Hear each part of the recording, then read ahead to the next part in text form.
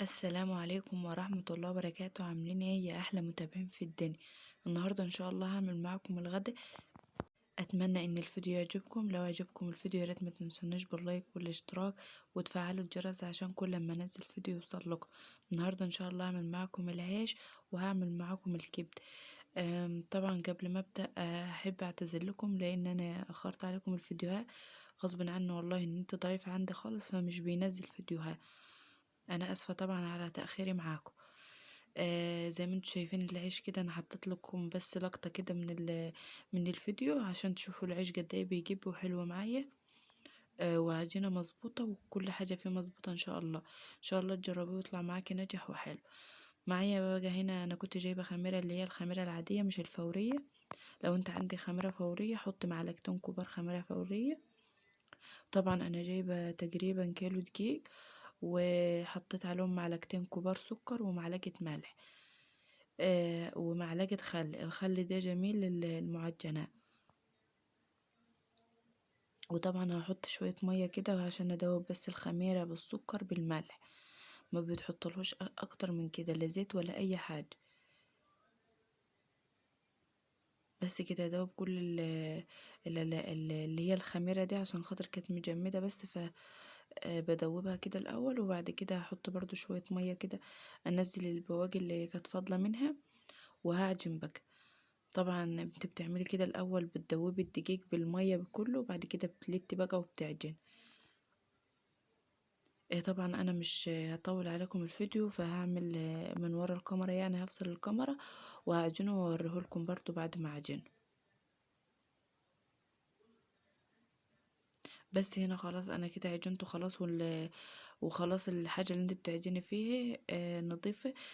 كنت عايزه اوريكم ان هو كان بيشد معايا وحلو يعني مظبوط، بس للاسف الكاميرا كانت لتحت. بس كده هتلميه بقى وتحط عليه كيس وتغطيه حلو.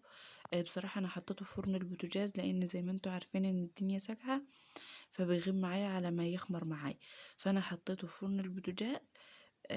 كنت مولعاه يعني وطفياه. كان طفي يعني مش من مسافة ما تدخلها خمرة على طول. كنت مولعاه وطفياه وكان يعني دافي كده شوية. فقمت زجاه في فرن البوتاجاز على طول.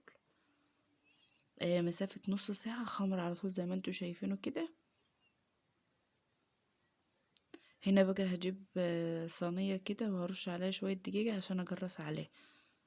افرد بقى دقيق كده على الصينية. طبعا ما بتحطش يم ولا حاجة، يا دوبك بس تغطي الصينية كده وبعد كده تمسكي تجرسيه وتسيبيه برضو يريح 5 دقايق كده.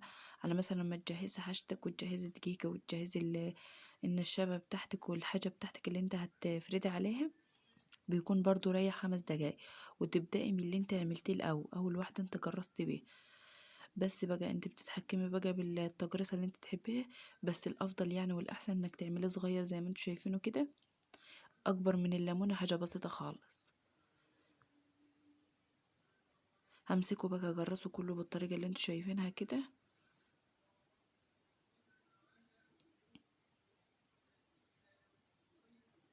طبعا وانت بتجرسي كده لازم تغطي الحاجة عشان ما تنشفش معاك وتشقق من فوق كده من على الوش ويبقى مش حلو معاك. كده هنا خلاص انا كده خلصته.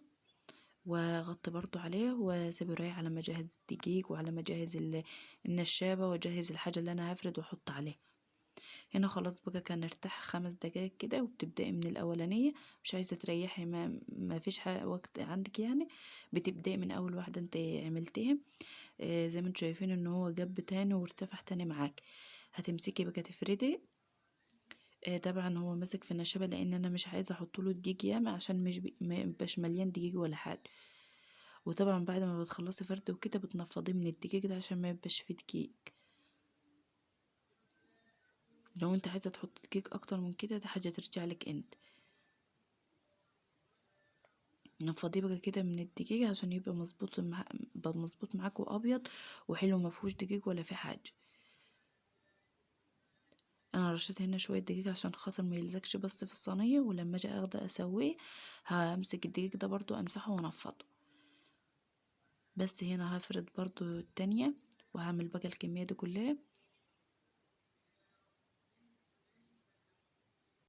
انا همسك بقى الكميه دي كلها اعملها وارصها في ريحه على الرخامه وهعمل بقى الكبده في روحه يعني على ما يرتفع شويه، عشان خاطر لما اجي اسويه على النار يجب معاه ويكون حلو معايا. لو انت عايزه تحطيه في فرن البوتاجاز برضو حطيه، بس انا بصراحه قلت اعمله في على الطاسه بسرعه كده، عشان ما كانش عندي وقت بصراحه، كنت متاخره يعني في الغداء، فعملته بسرعه كده. انا ما عملتش حاجه ميامه ولا حاجه، زي ما انتم شايفين ما كانوا شويه صغيرين يعني على قد الغدا.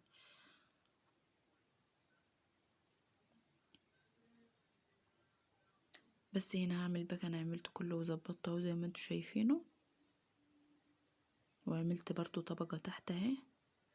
طبعا اللي بيتفضل معاكي بتعبيه في كيس وتحطيه في الفريزر، وبتطلعيه بتسخنيه وتحشيه وبيبقى حلو معاكي اكنك لسه عاملاه دلوقتي.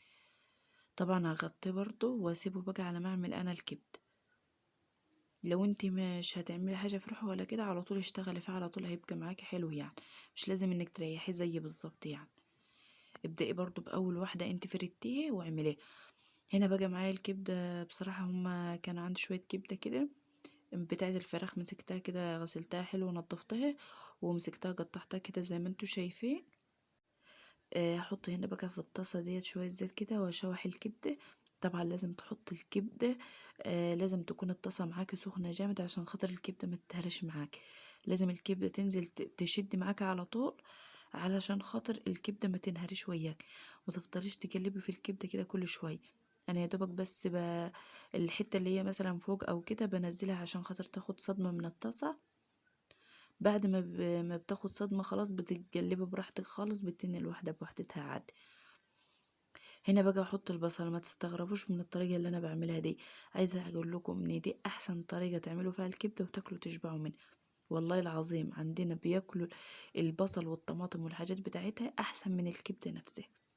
جربوا الطريقة دي وان شاء الله تعجب، لان البصل والطماطم والفلفل بيبقى شارب من الكبدة نفسها، فبيديكي طعم. انا عايزاك تجربوا وتقولي. هنا بقى التوم اللي انا كنت فرماه معاكم، انا مش عارفه هو الفيديو نزل لكم ولا لسه. احط نص معلقه صغيره كده من التوم، بس هسيب بس لما تتشوح بس وتشرب الميه بتاعتها خالص، طبعا ما فيهاش ميه ولا حاجه، ده هما دمت شويه الزيت. بس هنا خلاص نشفت معايا اهي. اخر حاجه بتحطها بقى اللي هو الفلفل والطماطم. طبعا الفلفل انا عايزاه حي لسه، ما يكونش يعني دبل ولا اتهرى معايا ولا كده. هديله برضو تشويحه كده صغيره خالص، وبعد كده هنزل بالطماطم على طول. بتحط بقى انت التوابل اللي انت تحبيه، حط بقى الملح، ظبط الملح بتاعها، ودي شوية شطة برضو، هحط شوية فلفل اسمر لازق، وشوية كمون، شوية كزبرة ناشفة. التوابل اللي انت تحبي تحطيها.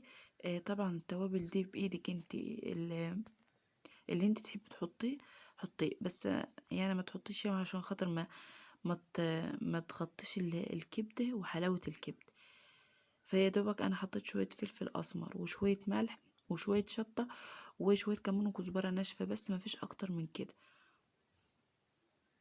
شايفين؟ عايزين بقى تقدموها كده براحتكم، بس بصراحه لما بتحط لها الطماطميه بتديها طعم تاني خالص، تخليها طريه كده، وهي بتبقى ناشفه برضو وتتعمل سندوتشات وكل حاجه، بس الطماطميه بتخليها طريه طريه يعني.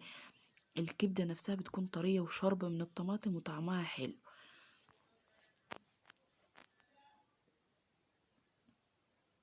بس هنا خلاص العيش خلاص كان ارتفع معايا واتظبط يعني. فمسكت بقى على الصينيتين كده على النار، يعني بعمل هنا وبعمل هنا في ثانية كنت خلصته. عايزة اقول لكم ان الصينية الكبيرة دي كنت كافيها كده زي ما انتم شايفين، وكنت بعمل عليها 2 على طول، 2 وكمان 3 كمان. بس هنا خلاص شايفين العيش طالع جاب وحلو ازاي ومنفوش من جوه. هعمله بقى كله بالطريقة دي. طبعا لازم يا دوبك تحطيه وتكوني مضيرها على طول، عشان خاطر ياخد صدمة من هنا ومن هنا فيجيب معاكي على طول. ما تحطهوش من مرة وتسيبيه مثلا لما يتحمر من تحت وبعد كده تضيره. لا، حطي وضيره عشان خاطر بس الحرارة تتوزع عليه من كل الاتجاهات فيقوم يجيب معاك. بس هنا خلاص زي ما انتوا شايفين طبعا. لو انت عندك بقى فرن اللي هو التاني اللي هو اللي هو الفرن التاني دي يعني، فاعملها فيه يعني بيريحك كمان. هتحط مثلا الصاج، وهتحط مثلا فيه 5 أو 6 أو 7 حسب الصاج ما هياخد، بيبقى حلو برضه وبيتحمر من فوق ومن تحت، لا بتقلبه ولا اي حاجه. بس انا يعني كنت عاملاهم فوق في ريحي، فما حبيتش يعني لسه اخد وانزل واشيل واحط، فعملتهم في ريحي كده على طول، وكانوا حلوين برضو. اهم حاجه بس تكوني معليه النار، وطبعا بتمسحي الطاسه بين كل 2 أو 3. هنا بقى ده طبعا كان في اول رغيف عملته، فكنت بدايره بايدي كده، بس شايفينه هو جاب وحلو واحمر وحلو معايا اهو. هحط برضو التاني، وبعد كده انا قلبت الصاج. بصراحة حسيت لما قلبت الصاج ان هو بقى بيجيب احسن من كده، وبقى احلى من كده كمان، فقلبته وحطيت بالاتنين والتلاتة كمان عليه من فوق. انما كده كان بياخد يدوبك واحد بس. هنا مش عارفة انا كنت روحت فين ونسيت اغيره يعني، فخد لون قبل ما يجيب، بس هيجيبي برضو ان شاء الله.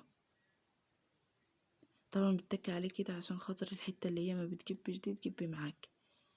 زي ما انتوا شايفين لما بتك عليه بيجيب معايا ازاي. اه بس كده، وده كان فيديو النهاردة. اتمنى ان الفيديو يكون عجبكم. لو عجبكم الفيديو ياريت ما تنسونوش بالله عليكم باللايك والاشتراك، وتفعلوا الجرس عشان كل ما انزل فيديو يوصلكم. وطبعا بتأسف لكم تاني على تأخير فيديوهاتي، غصب عني والله. واستودعكم الله، والسلام عليكم ورحمة الله وبركاته.